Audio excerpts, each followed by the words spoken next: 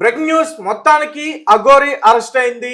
గతంలో నగ్న పూజలు చేసి ఒక మహిళ దగ్గర దాదాపు 10 లక్షల వరకు కూడా వసూలు చేసిందంటూ కూడా ఒక వార్త వెలుగు రావడం చూసాం. దాని గురించి మనం చాలా మంది వ్యక్తులతో కూడా మాట్లాడడం ముఖ్యంగా ఈ మోకిలా పోలీస్ స్టేషన్ లో ఆమె వచ్చి ఫిర్యాదు చేయడం, ఒక అడ్వకేట్ ని పెట్టుకుని ఈ కేసు గురించి ముందు తీసుకెళ్లే ప్రయత్నం అయితే చేసింది. మొత్తానికి రీసెంట్ గా మనం చూసాం అఘోరి వర్షిణి అనే వ్యక్తిని పెళ్లి చేసుకుని ఈ తెలుగు 2 రాష్ట్రాలకి కూడా దూరంగా ఉంటాము అంటూ కూడా మాట్లాడడం జరిగింది. మొత్తానికి చాలా మంది ఆమెని ఖచ్చితంగా పట్టుకుని వర్షిని సేవ్ చేయాలంటూ కూడా చాలా ప్రయత్నాలు అయితే జరిగాయి.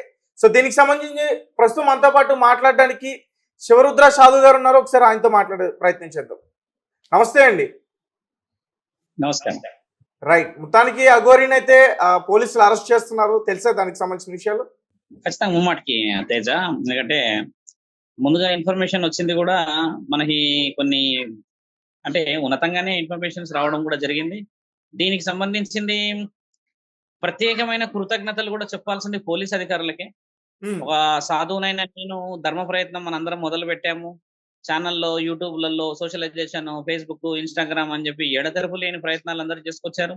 ముఖ్యంగా పోలీస్ అధికారులు ఎప్పుడు పరోక్షంగా మనందరం చేసిన ప్రయత్నంలో ప్రత్యక్షంగా పోలీస్ అధికారులు వారు ఎంతో తెగింపు చర్యగా తీసుకొని దీన్ని ఒక ఛాలెంజ్ లాగా తీసుకొని వాళ్ళు 4-5 రోజులు ఇంతటి ఎండాకాలంలో తీవ్రమైన కుంభవృష్టి, అంటే ఎక్కడెక్కడ వర్షాలు పడుతున్నాయో తెలియని ఈ పరిస్థితి రీత్యా కుటుంబాలను అందరినీ వదిలిపెట్టి చాలా దూరం ప్రయాణం చేసి ఎల్లూరు శ్రీనివాస్ని అదుపులోకి తీసుకోవడం అనేది ఒక విధంగా చెప్పాలంటే శుభ సూచికమైనది అని మాట్లాడుకోవాలి. పోయిన సోమవారం నేను చెప్పాను, వారం తిరిగి 10 రోజులు తిరిగే లోపు ఖచ్చితంగా మనం కావాల్సిన విషయంగా శ్రీనివాస్ వస్తాడు అని చెప్పేసి. చట్టానికి అందరూ చుట్టాలే. ఖచ్చితంగా మనం అందరం చూసిన విషయాలు ఏంటంటే న్యాయబద్ధమైన నిర్ణయాలని సనాతన ధర్మం అన్న పేరుతోని ఇదే ధర్మం అని చెప్పేసి ఎలా పడితే అలా విర్రవీగితే ఊరుకోపోయేది లేదు, ఉపేక్షించబోయేది లేదని హెచ్చరించాం గతంలోన. రాధిక అనే అమ్మాయి, ఆ మాతృమూర్తి స్త్రీ కూడా బయటికి రావడం కూడా మనందరికి కలిసి వచ్చిన సందర్భమే ఇదంతా.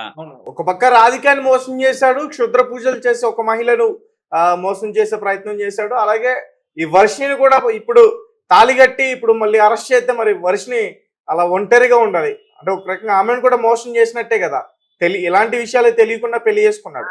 ఇప్పుడు ఆ మంచి ప్రశ్న తేజ, నువ్వు అడిగిన క్వశ్చన్ ఎలా అందంటే 1 week before 1 week after if you discuss అంటే 1 వీక్ బిఫోర్ పెళ్లి తతంగాలు వ్యవహారాలు ఎవరు నువ్వు ఆదాయింది నువ్వు నేనే విషయాలు వచ్చాక నవ్ ఇఫ్ వి టాక్ అంటే 1 వీక్ తర్వాత ఇప్పుడు పోలీస్ అధికారులు ఏం నిర్ణయం తీసుకుంటారో, పోలీసు వాళ్ళు ఏం చేస్తారో తెలియదు.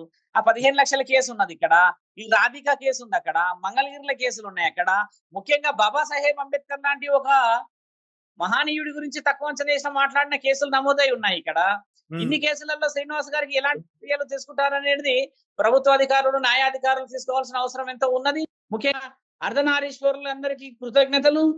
తర్వాత మాధురి గారికి, వైఎస్ బాలకృష్ణ గారు కాశీలో నుంచి ఎంత ప్రయత్నం చేసిన వాళ్ళందరికీ కృతజ్ఞతలు చెబుతూ మనందరం కూడా ఈ రోజు సనాతన ధర్మం పేరిట ఎవరన్నా ముందుకు వచ్చేసి ఏదైనా అసాంఘికంగా అవాంఛనీయంగా చేసిన ఏ విషయాన్ని కూడా ఉపేక్షించబోమని చెప్పేసి సోషలైజేషన్ లో ఉన్న మీ అందరికి, యాంకర్స్ అందరికి పేరు పేరున కూడా మంచి కృతజ్ఞతలు. పోలీస్ అధికారులకి ప్రత్యేకమైన కృతజ్ఞతలు. మరియు శ్రీనివాస్ కి చెప్పాల్సింది ఏంటంటే ఇంక పైన ఇలాంటి విషయాలు చేయలేమని చెప్పి ధర్మబద్ధంగా ముందుకు రావాలి, న్యాయబద్ధంగా ముందుకు రావాలి. యావత్ భారతదేశం అంతా, యావత్ తెలంగాణ మరియు ఆంధ్ర ప్రజలందరూ చాలా గర్వించాల్సిన విషయం ఇది. ఎందుకంటే మనందరం ఏకమైతే చూడండి, వారం రూపాయలతో ధర్మాన్ని గెలిపించుకుందాం. ఈ ఐక్యత కావాలి, ఈ ధర్మం గెలవాలి. ఇలా సనాతన ధర్మం మనందరం ముందుకు తీసుకెళ్లాలి. ఈ రోజు ఆడపిల్లలు కదిలారు, మహిళా సంఘాలు కదిలారు, అర్ధనారీశ్వరులు కదిలారు, ఛానళ్ళు కదిలారు, ఇన్స్టాగ్రామ్, ఫేస్బుక్లు, యూట్యూబ్లు, ఆటూబ్లు అందరు కదలడం చేత నా తండ్రి మహాముఖంటి కూడా మనందరికి ఆశీర్వాద బలం అప్పుడప్పుడు వర్ష రూపాన ఇస్తున్నాడు, మేమున్నామని చెప్పేసి. సృష్టికర్త నిర్ణయాలు, సృష్టికర్త ఆధారాలన్నీ మనందరం ముందుకు తీసుకెళ్ళాం. కాబట్టి ముఖ్యంగా మనందరికి ఇంత ధైర్యం ఇచ్చినందుకు నాటి పరమశివుడికి మేము ఖచ్చితమైన కృతజ్ఞతలు తెలియజేస్తాము తేజ. Yes sir.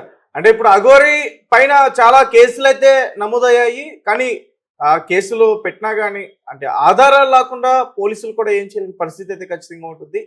ఇప్పుడు ఈ కేసు విషయంలో ఆధారాలు ఉన్నాయి తేజ, ఆధారాలు అయితే పెట్టారుగా మిత్ర. ఇప్పుడు without documentation, without proper verification, without proper intelligence అయితే వాళ్ళు వెళ్ళలేరు. ఎందుకంటే అవును. పోలీస్ అధికారులు అంటే ఇన్ని రోజులు పోలీసులు కూడా అందుకే వెయిట్ చేశారని చెప్తున్నా నేను. చాలా మంచి ప్రశ్న వేశారు. ఎందుకంటే ఇన్ని రోజులు ఎల్లూరు శ్రీనివాస్ కి ఈ విధమైన చెక్ పెట్టే సమయం రాలేదు. ఇప్పుడు వచ్చేసింది. కరెక్ట్ గా వారం రోజుల్లో మనోడు మంచిగా దొరలాడు. ఇప్పుడు అక్కడ నుంచి దొర్లు కూడా వస్తున్నాడు కదా. కాబట్టి ఆ కుటుంబంలో, ఆ ఫ్యామిలీలో వాళ్ళ అన్నదమ్ములందరూ ఎంత బాధపడుతుండొచ్చు. అవును. ఈ వర్షిని ఫాదర్ మదర్ గాని చాలా వాళ్ళ కండిషన్ చాలా సీరియస్ అయింది వెళ్ళిపోయిన తర్వాత. చాలా సీరియస్ అయింది. వర్షిని తల్లిదండ్రులు వాళ్ళ అన్న నన్ను ప్రత్యక్షంగా కలిశారు. వాళ్ళెంత హౌ దే ఫీల్ అంటే మనము ఒక ఫ్యామిలీలో స్వామి ఒక మనిషి ఒక ఊరికి 2 రోజులు 3 రోజులు పోతేనే మనం లోన్లీనెస్ ఫీల్ అవుతాము. అలాంటిది ఇలాంటి దాష్టికమైన చర్యలు, మనిషి అటు మొగ కాదు ఇటు ఆడ కాదు అని చెప్పి మద్యం బానిసుడా, వాళ్ళ తర్వాత అఘోరా అని నాగసాధు అని ఇన్ని విధాలుగా తిరిగిన ఆ వ్యక్తిని మనందరం ఏ విధమైన విషయంగా చూస్తాము అని అంటే అందరూ బయటికి రావడం చేత ధర్మాన్ని గెలిపించుకోగలుగుతాం. సార్ ముఖ్యంగా ఈ అఘోరి విషయంలో ట్రాన్స్జెండర్స్ అందరినీ కూడా మెచ్చుకోవాలి ఖచ్చితంగా. ఎందుకంటే వాళ్ళ కమ్యూనిటీ అయినా కానీ, అంటే వాళ్ళ కమ్యూనిటీ కాదు అయినా కానీ ఒక ట్రాన్స్ గా ఉంటూ ఇలాంటి వ్యవహారాలకు పాల్పడుతుందని వాళ్ళందరూ కూడా పూర్తిగా ఖండించారు. మాధురి కావచ్చు, సంధ్య కావచ్చు. ధర్మాన్ని గెలిపించడానికి మనందరం ముందుకు వచ్చాము స్వామి. అందరం ముందుకు వచ్చినందుకు పేరున మనం ఈరోజు గెలిచాము. ఇది సులభమైన విజయం కాదు. ఇది మనందరం గొప్పగా ఒకరినొకరు ప్రశంసించుకుంటూ ఒకరు నిర్ణయాన్ని మార్చుకోవాల్సిన సమయం ఇది. ఒక రోజు వస్తుంది స్వామి మనందరం గెలవాల్సిన సమయం అని ఎప్పుడు నీతో చెప్తూ ఉంటా నేను, మనం మాట్లాడుకుంటున్నప్పుడు. ఈ రోజు శివరుద్ర సాధువు వచ్చాడా, ఈ రోజు ఇంకొక సాధువు వచ్చాడా అని కాదు. ఎవరు వచ్చినా కూడా ధర్మం వైపు నిలబడి వస్తేనే గెలుపు మనది. అవునా కాదా మిత్రులారా? ఒకప్పుడు ఈ అఘోరి పోలీసుల పైనే దురుసు ప్రవర్తనతో మాట్లాడింది, దురుసుగా మాట్లాడేది. చాలా ఒక లా భాషను కూడా వాళ్ళపైన యూజ్ చేస్తుంది. తక్కువ మాట్లాడింది, పోలీస్ అధికారులను అంచనా చేసిండు శ్రీనివాసు. వీటన్నిటికీ ప్రతిఫలం కర్మ ఫలితం అందరూ తినాల్సిందే. అది కమ్మగా చాలా.